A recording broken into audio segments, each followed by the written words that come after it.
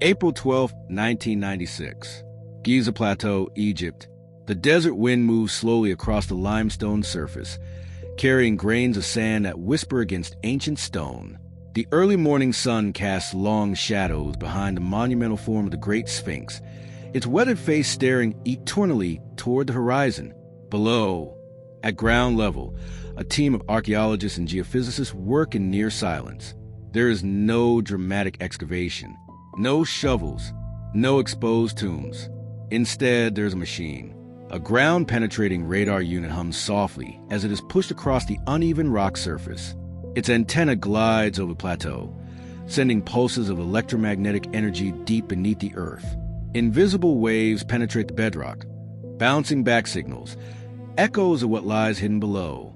Dr. Zihawas watches from a short distance, arms folded. Nearby, technicians monitor a flickering screen filled with jagged lines and shifting patterns. At first, it looks like noise, but then a technician leans closer. The pattern changes. Straight lines begin to appear where none should exist. Right angles, voids, disruptions in the natural geology. Stop, someone says quietly. The machine halts. They scan again. The same shapes return. Beneath the Sphinx, there is something. The Great Sphinx of Giza, carved from a single mass of limestone, has stood for over 4,500 years. Believed to have been constructed during the reign of Pharaoh Khafre, it is one of the most iconic monuments of ancient Egypt. A guardian figure, half lion, half human, watching over the nearby pyramids. For centuries, scholars assumed its secrets were all above ground. But that assumption was about to change. The radar surveys conducted throughout the 1990s were not the first attempts to probe beneath the Sphinx, but they were among the most technologically advanced. Using seismic refraction and ground-penetrating radar, researchers began mapping what could not be seen, and what they found was unexpected. Beneath the Sphinx's front paws, the data suggested a hollow space, not a natural fissure, not random erosion, a chamber. Elsewhere, near the rear of the monument, additional anomalies appeared. Linear features extending into the bedrock. These did not resemble cracks or voids formed by water or time. They looked structured, almost like tunnels. You have to imagine the moment, standing there in the heat of Giza, surrounded by one of humanity's oldest and most studied monuments, and realizing that beneath your feet, something unknown might still exist, hidden, untouched, waiting. The implications were enormous. If these cavities were real, and if they were artificial, they could suggest that the Sphinx was not an isolated monument. Instead, it might be part of a larger, underground complex. But there was a problem. Radar data alone cannot confirm what something is. It can only suggest that something is there. To prove it, excavation would be required. And excavation beneath the Sphinx is not simple. The structure itself is fragile. Centuries of erosion have weakened the limestone. Cracks run through the body. Restoration efforts have been ongoing for decades. Any invasive digging risks destabilizing the monument. For Egyptian authorities, the stakes are clear. One wrong move, and a piece of history could be lost forever. Despite these risks, limited investigations were carried out. Small boreholes were drilled in carefully selected locations. Micro cameras were inserted. What they revealed was both intriguing and frustratingly incomplete. In one instance, a narrow shaft led into a void beneath the Sphinx. But the chamber was too tight to fully explore. Too narrow for humans. Too unclear to interpret. Still, the evidence was enough to spark renewed interest, not just among archaeologists, but across the world. Because if there truly were chambers beneath the Sphinx, then the question becomes unavoidable. Who built them? And when mainstream Egyptology maintains that the Sphinx dates to around 2500 BCE, constructed during Egypt's 4th dynasty. But the possibility of deeper structures raises a subtle yet profound question. Could something older lie beneath it? As the sun rises higher over the Giza Plateau, the team continues their work. Each scan adds another layer to the unseen map below. Each anomaly hints at a story not yet told. And somewhere beneath the silent gaze of the Sphinx, the past remains buried. Not erased, just hidden. The data did not arrive all at once. It came in fragments, scattered readings, overlapping surveys, partial scans taken years apart by different teams. Each dataset, on its own, could be dismissed as inconclusive, but together, they began to form something more coherent. A pattern. Late 1990s. Giza Plateau. Inside a temporary research tent set up near the base of the Sphinx, a cluster of scientists gather around printed radar profiles spread across a table. Thin black lines run across the pages, interrupted by distortions. Subtle at first glance, but increasingly difficult to ignore. One of the geophysicists traces a finger along a recurring anomaly.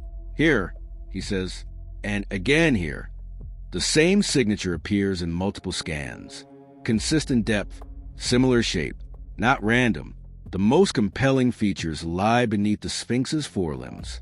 Earlier excavations in the 1920s had already revealed a natural fissure beneath this area, a vertical shaft descending into the bedrock.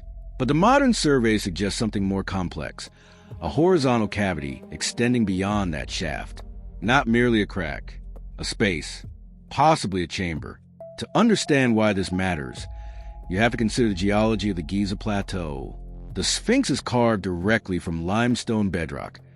Layers of sediment formed millions of years ago. These layers are uneven in density, making them susceptible to natural erosion. Over time, water infiltration and wind abrasion create fissures and voids. But natural formations tend to be irregular, chaotic. They do not produce straight lines.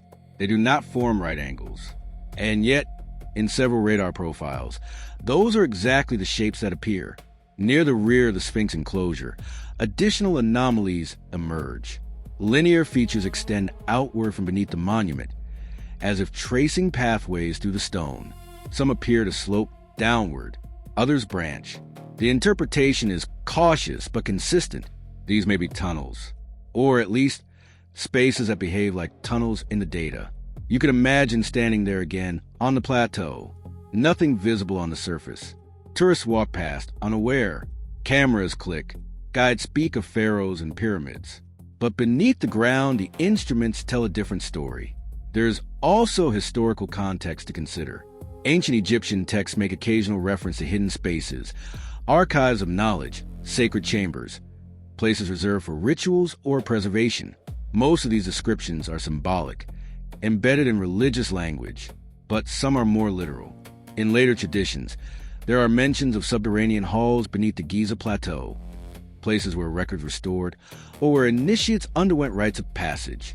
Modern archaeology treats such accounts with skepticism, but when physical data begins to hint at underground structures, the line between myth and possibility becomes less clear. Attempts to directly explore these anomalies have been limited. In one investigation, a small robotic camera was lowered into a narrow shaft discovered near the Sphinx. The footage revealed a confined cavity, rough unfinished, with no visible inscriptions or artifacts. But the camera could only travel a short distance before the passage became impassable. In another case, seismic testing suggested deeper voids that could not be reached without significant excavation. And that is where progress slows, because every decision here is constrained by preservation. The Sphinx is not just an archaeological site. It is a global icon. Intervention must be minimal, controlled, reversible. No large-scale excavation beneath the monument has been approved, not because there is nothing to find, but because the cost of being wrong is too high. Still, the evidence remains. Independent surveys, conducted over decades, continue to identify subsurface anomalies, different methods, different teams, similar results. That consistency is difficult to dismiss. Dr. Hawass, along with other Egyptian authorities, has often emphasized caution in interpreting these findings. Natural geological features can sometimes mimic artificial structures in radar data.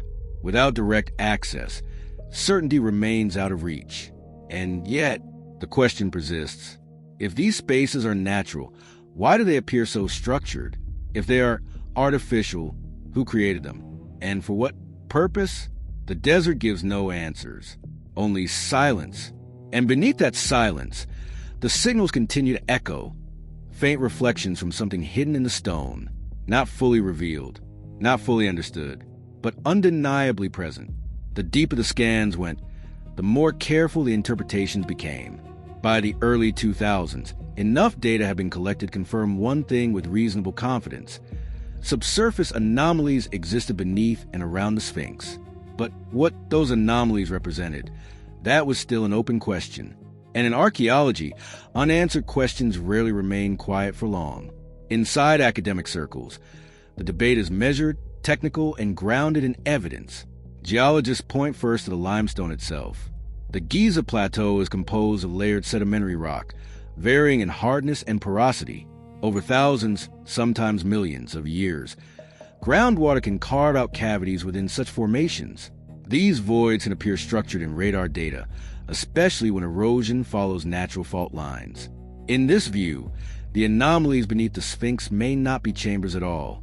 They may simply be the result of natural geological processes. Subtle, complex, but ultimately ordinary. Archaeologists add another layer of caution. The Sphinx has undergone multiple phases of restoration and excavation, particularly in the 19th and 20th centuries. Shafts, trenches, and tunnels have been dug at various points around the monument, some documented, others less so. It is possible that at least some of the detected voids are remnants of these earlier activities. Man-made, yes, but modern, not ancient. And yet, not all researchers are satisfied with these explanations. A smaller group, still operating within the boundaries of scientific inquiry, argues that certain features are difficult to reconcile with natural erosion or recent excavation alone. They point to the consistency of specific shapes, the apparent alignment of some anomalies with the Sphinx's central axis, the depth at which certain voids appear, beyond the reach of most historical digging efforts. These observations do not prove the existence of hidden chambers, but they complicate the simpler explanations. One of the more discussed possibilities is that the Sphinx may have been integrated into a larger architectural plan, one that included subsurface elements. This would not be unprecedented. Across ancient Egypt, underground structures are common. Burial chambers, storage rooms, ritual spaces carved deep into rock. The nearby pyramids themselves contain intricate internal passages, some of which were unknown until relatively recently. So the idea that the Sphinx might also conceal internal or subterranean features is not inherently implausible. What remains uncertain is whether such features were part of its original construction or added later. There is also the question of dating. Mainstream Egyptology places the construction of the Sphinx during the reign of Pharaoh Khafre, around 2500 BCE. This dating is based on archaeological context. The alignment of the Sphinx with Khafre's pyramid complex, stylistic similarities, and quarry marks found nearby. However, some researchers have proposed alternative timelines. They point to patterns of erosion on the Sphinx's body, particularly vertical weathering that, they argue, may be consistent with prolonged exposure to heavy rainfall rather than wind and sand. If true, this could suggest a much older origin, possibly predating the established timeline of dynastic Egypt. But this interpretation is highly contested. Most geologists attribute the erosion to a combination of environmental factors, including salt crystallization and groundwater effects. No consensus has been reached. For you, standing in this uncertainty, the experience is different. You are not looking at charts or data. You are looking at the Sphinx itself.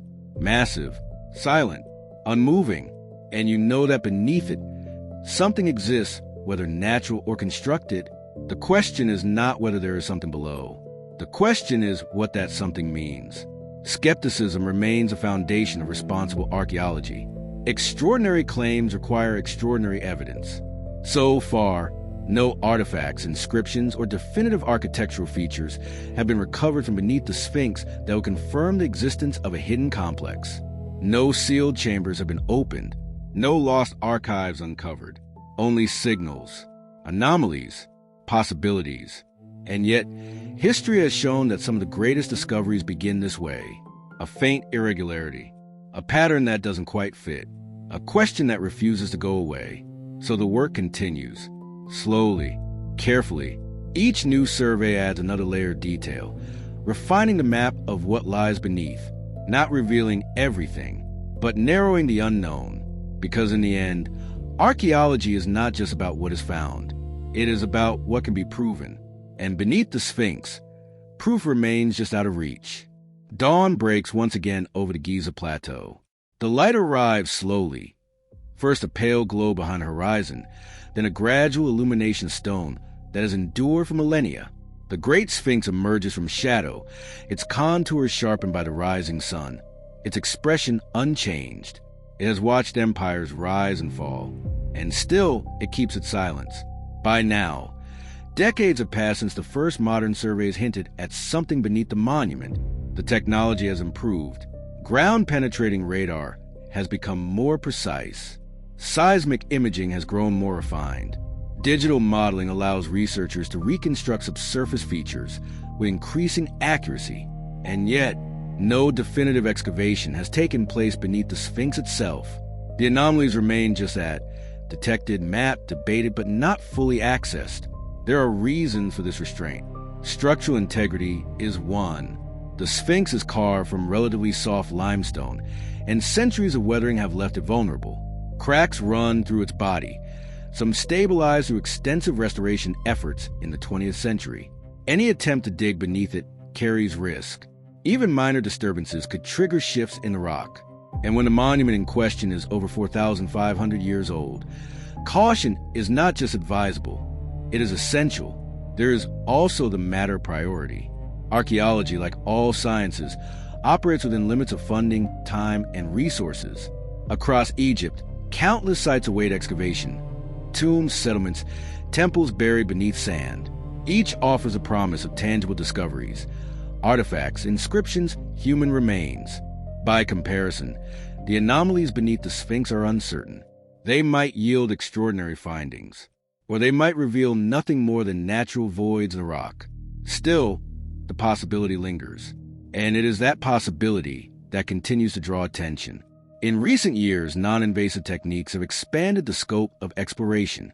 Muon tomography, a method that detects subatomic particles passing through stone, has been used to identify hidden voids inside large structures, most notably in the pyramids. Applied carefully, such methods could one day provide clearer insight into what lies beneath the Sphinx without disturbing it. But even these technologies have limits. They can suggest, they can outline, they cannot replace direct observation. So the question remains suspended between what is known and what is not. Beneath the Sphinx, there are anomalies. This is supported by multiple surveys across different decades using different methods. Some of these anomalies resemble cavities. Some appear linear, almost structured, but none have been conclusively identified as chambers of human origin. For now, the interpretation rests on balance between geology and archaeology, between caution and curiosity, between the evidence we have and the evidence we do not. Imagine standing there yourself, the heat of the desert rising around you, the scale of the monument pressing into your awareness. You look at the stone, carved with intention thousands of years ago, and then you look beneath it, not with your eyes, but with the knowledge of what has been detected below. Hidden spaces, unseen, unconfirmed. What would you expect to find if access were possible? A natural cavern shaped by time and water? A forgotten passage carved by ancient hands? Or simply empty stone? Misleading signals in a complex geological landscape? The truth is, we do not know. And in that uncertainty lies the enduring power of the mystery. Because the Sphinx was never meant to reveal everything. It was built to endure, to guard, to face the horizon, not to pass beneath it. Perhaps one day, new technology will allow a clearer answer. Perhaps a future generation will find a way to explore safely, to reach what is now inaccessible. Or perhaps the question itself will remain, another layer in the long history of human curiosity. Until then, the desert keeps its secrets. The instruments fall silent.